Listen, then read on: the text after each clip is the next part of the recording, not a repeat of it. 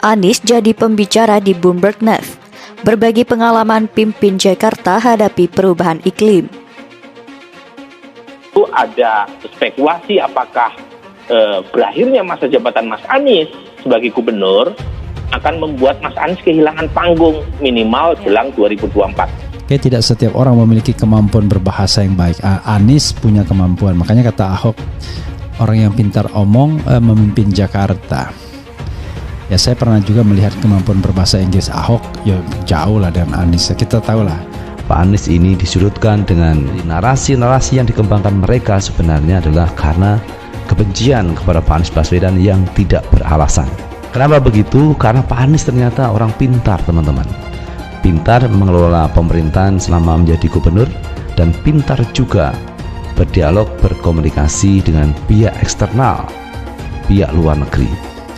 Punya bahasa yang baik, dan kedua punya otak yang baik. Baru bisa kemudian berbicara di forum internasional ya.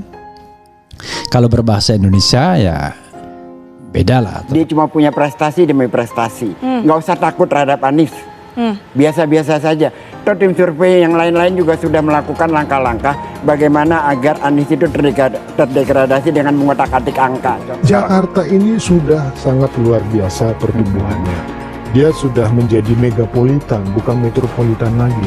Bahkan kalau diintegrasikan dengan seluruh wilayah yang ada di sekitarnya, pada tahun 2025, dia akan menjadi megapolitan terbesar nomor 1 di dunia, mengalahkan Tokyo.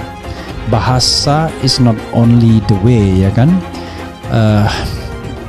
tetapi juga your capacity, ya, kemampuan bernarasi. Jadi bahasa itu alat untuk berkomunikasi, tapi isi dari narasi itu ya your brain, otak Anda.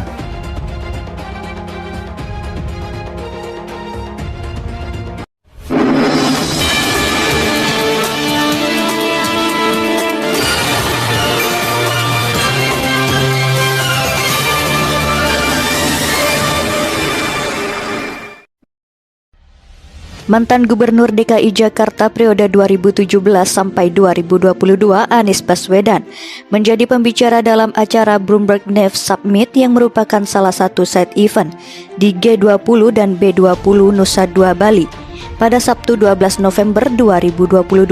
Ia berbagi pengalaman saat memimpin Jakarta dalam menghadapi perubahan iklim, berbagi pengalaman tentang berbagai upaya yang telah dilakukan di Jakarta selama 2017 sampai 2022 dalam menghadapi perubahan iklim, tulis Anies dalam laman Instagram @AniesBaswedan. Anies mengklaim bahwa Jakarta pada 2020 telah berhasil menurunkan gas rumah kaca sebesar 26%. Jakarta telah berhasil menurunkan emisi gas rumah kaca hingga 26% pada 2020. Ini bahkan melampaui target penurunan 30% di 2030, ucapnya. Anies pun membeberkan 3 prinsip yang selalu dipegang saat era kepemimpinannya, mulai dari mengubah tradisi car-oriented development menjadi transit-oriented development, kolaborasi hingga pengambilan kebijakan berbasis data dan ilmu pengetahuan. Pencapaian luar biasa ini dimungkinkan berkat 3 prinsip yang selalu kita pegang. Pertama, selesaikan dari akar masalahnya mengubah kota yang tadinya car-oriented development menjadi transit-oriented development, kata Anies Baswedan. Kedua, kolaborasi adalah kunci. Kami berkolaborasi dengan berbagai organisasi, pemangku kepentingan dan mengajak warga kota terlibat juga. Ketiga, evidence-based policy. Pengambilan kebijakan harus selalu berdasarkan pada data dan ilmu pengetahuan. Meminta masukan dari para ahlinya termasuk belajar dari kota atau negara lain di dunia yang juga menghadapi masalah serupa, imbuhnya. Ex-Mendikbud itu juga menekankan perlu adanya politik yang kuat guna menerjemahkan kebijakan menjadi aksi. Dan yang paling penting harus ada kemauan politik yang kuat untuk menerjemahkan kebijakan menjadi aksi dan tetap dalam jangkauan kemampuan fiskal kita, ucapnya.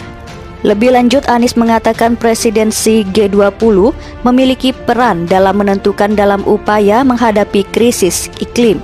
Maka diperlukan integrasi vertikal antara pemerintah nasional dengan pemerintah lokal. Setiap kebijakan di tingkat lokal harus selaras dengan kebijakan dan target di level nasional.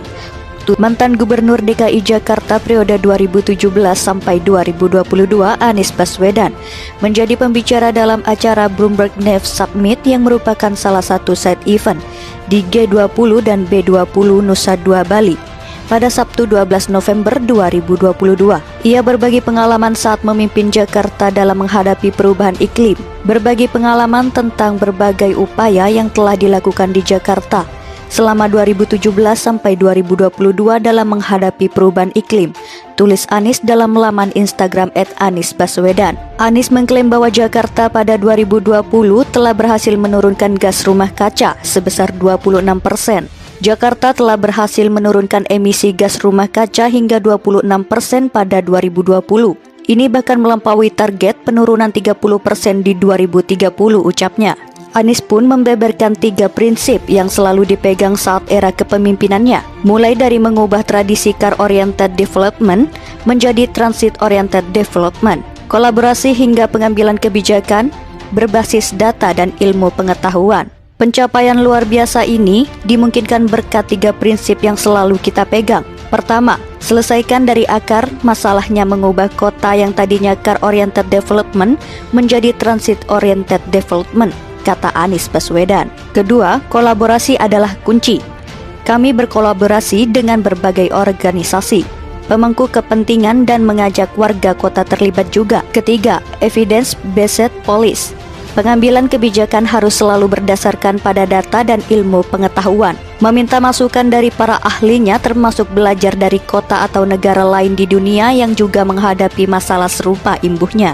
Ex-Mendikbud itu juga menekankan perlu adanya politik yang kuat guna menerjemahkan kebijakan menjadi aksi. Dan yang paling penting harus ada kemauan politik yang kuat untuk menerjemahkan kebijakan menjadi aksi dan tetap dalam jangkauan kemampuan fiskal kita, ucapnya.